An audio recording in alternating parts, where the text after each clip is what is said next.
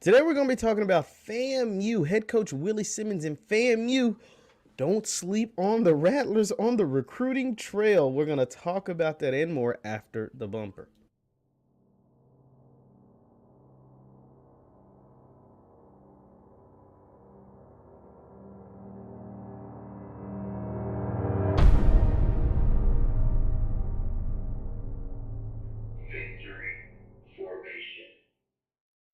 What's good people? Jeff Lightsy Jr. here with the Black Boss channel and Victory Formation. Thank you guys for tuning in. Be sure to hit the thumbs up button, like, share, subscribe, and the notification bell because we upload every single day. Now, the Rattlers of FAMU picked up another commitment, this time from a former four-star defensive back who was once a Power 5 player at Texas A&M, and a young man by the name of Jordan Moore. He was a four-star coming out of high school. He played for Texas A&M. I think he went to Houston as well, and now he was at the JUCO level. Now he's at FAMU, are going to be a part of the FAMU football team in the fall of 2022. And everybody's got a lot of hype, and rightfully so, for Jackson State, not only for what their product on the field in 2022 will be, but also for this class of 2022 recruiting class. Because, guys, remember, I've been telling you from the jump, the fact that Jackson State was able to get a top 55 nationally ranked recruiting class for a school and a team that really was in rebuilding mode, I always had confidence that their class of 2022 was going to be better than the class of 2021. I said that months ago.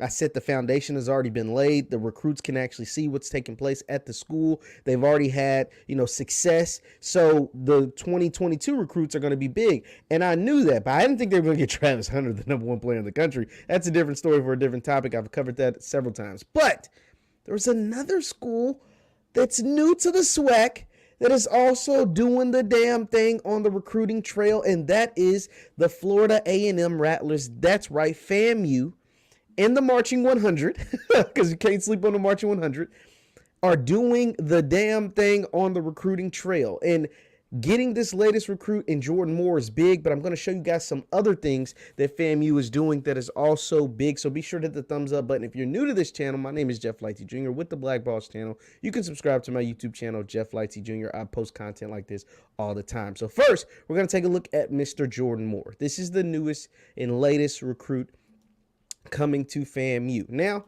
Jordan Moore, like I said, he's a safety. This was his 247 profile out of high school. So this is a few years ago. This is back in 2018. He was 5'11", 192. He's probably upwards of 200 pounds. He was a 225th recruit nationally. He had offers from a bunch of different places, but decided to go to Texas A&M. Had offers from Bama, Arizona, Arkansas, Colorado, etc., etc. He bounced around a little bit, ended up at a JUCO, and now he is going to FAMU. He ended up, what was his JUCO called? Let's see, Kilgore Junior College in Yoakum, Texas. So this is him now. He's 5'11", 210. He had some offers from a couple of different places, and it's ironic because he had these offers, but FAMU offered him on Sunday, and the young man committed to the Rattlers on Monday. That is how fast Coach Willie Simmons is working. I'm going to show you his commitment picture just so you can get how he tagged Coach Willie Simmons, and this is how fast the Rattlers are working. They're working to build themselves. Everybody's talking about the juggernaut that Jackson State is creating and building, but the Rattlers are building their own juggernaut, or their hopes to be a juggernaut in the SWAC. And there's good reason to believe that FAMU can be just as good, if not better, than Jackson State during the 2022 season. That is not me just creating something that isn't true. That's not just me, hopeful wishing. That is me, and I can use evidence and prove and use facts to tell you that FAMU has a really, really, really good chance of winning not only the SWAC East, but winning the SWAC and going on and playing in the Celebration Bowl themselves as a member of the SWAC over Jackson State. And it's all going to be dependent on the September 4th matchup between FAMU and Jackson State, but we'll talk about that more later. But let me show you guys FAMU's record from last year. So FAMU had a really, people forget, FAMU had a really, really good football team last season. They went 9-3 on the year, a 7-1 conference record. So think about that. FAMU is one 1-point loss away. The very, first game of the season, September 5th, on a Sunday against Jackson State in the Orange Blossom Classic. They're one loss away from playing in the Celebration Bowl themselves. Jackson State would have been the one on the road in the FCS playoffs, and FAMU would have been in the Celebration Bowl. Because they didn't lose, as you can see at conference record, they didn't lose another conference game the rest of the year. And they went 9-3. The one loss was to Jackson State. One loss was in the FCS playoffs, and their other loss was to another FBS team, to South Florida. That was their only other loss. That's all 3 losses. But when it came to SWAC competition, they were just as, if not more dominant than Jackson State. When it came to HBCU competition, they were just as, if not more dominant than Jackson State, including a win over South Carolina State, the same team Jackson State lost to in the Celebration Bowl. Not lost to, but got their asses handed to them in the Celebration Bowl. FAMU slaughtered them. They did. FAMU, look at the South Carolina State game, 30-7. It was in Tallahassee, but they slaughtered South Carolina State. Now, South Carolina State fans have told me in my comments, they've said that, hey, they had guys hurt. I think they said they had 7 guys out for that game, and that could be very true. But at the end of the day, on the field, FAMU won that game. So, I mean, hey, you can argue with everybody else. You can't argue with the results. South Carolina State also lost to Alabama A&M, who FAMU also beat. Now, don't get me wrong. FAMU had some close games. It was a 3-point win over Valley, 4-point win over Alabama A&M. They had some dominant wins. A big-time win over Alabama State. Fort Valley State, huge win. Let's look at this schedule. A huge win over Grambling. Convincing win over Southern. Convincing win over Pine Bluff. And the Florida Blue, Florida Classic. They got a convincing win over Bethune-Cookman. Now, of course, they went to Southeastern Louisiana in the FCS playoffs, and got chopped up a little bit. But this schedule, if we're looking at FAMU as a team, and we're looking at this potential schedule for the fall of 2022, the Rattlers are going to be a problem. Like, everybody just wants to hand the SWAC title over to Jackson State. No. The Rattlers are going to be a problem. Head Coach Willie Simmons is building a juggernaut in Tallahassee. He is getting ball players, and just like Jackson State is making noise on the recruiting trail, so are the FAMU Rattlers. So are the Rattlers. So much so, they're in on big-time recruits as well. Now, they don't have a Travis Hunter in their class, but they could possibly have a Christian Miller. Now, Christian Miller, look at that top 5. February 2nd, Christian Miller, who was a 4-star defensive end. He's a top 247. He was a Adidas All-American. Army All-American is what it used to be called. Now it's just the Army All-American, All-American game, Adidas All-American, whatever. He's got a top 5. Ohio State Buckeyes, Georgia, Oregon Ducks, Miami Hurricanes, and what's that? That says Rattler Nation. This young man is going to be choosing between Ohio State, Georgia, Oregon, Miami, and FAMU. FAMU. This man is a 4-star recruit, defensive lineman. This is where the SWAC has to catch up. I've told you guys on a number of broadcasts, there are a few positions, a few areas on the football field that if the SWAC wants to be competitive, let's not get ahead of ourselves and say be competitive with like an SEC program or something like that, but even be better than some of the top FCS programs. They have to upgrade the quarterback position. There's too many quarterbacks in the SWAC that are run first as opposed to pass first. Not passers who can run, but runners who can just pass a little bit. They need to upgrade the quarterback position.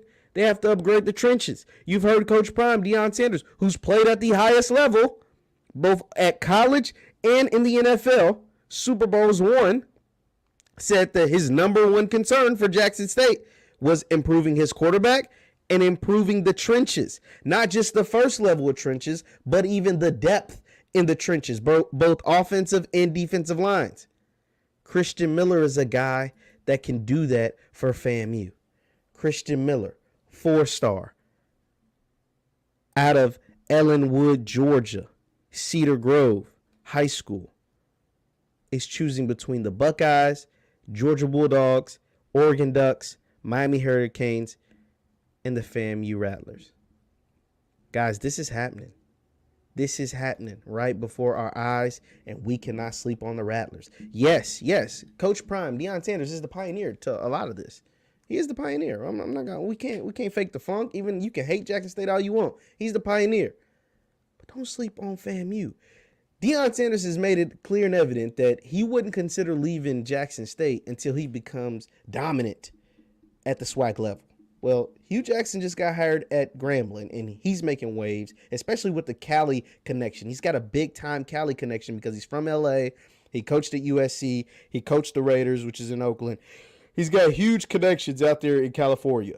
He's got a couple of commits recently that are from the South Central L.A. area. He's doing it big out in California. If you can start getting a West Coast connection to SWAC, woo! Now, that's a far trip now. Don't get me wrong. Ain't no HBCUs in California, and that's a far trip to go from L.A. to Louisiana. Ain't just a bus ride or a little, Uber or nothing. You got to get on a plane to make that trip.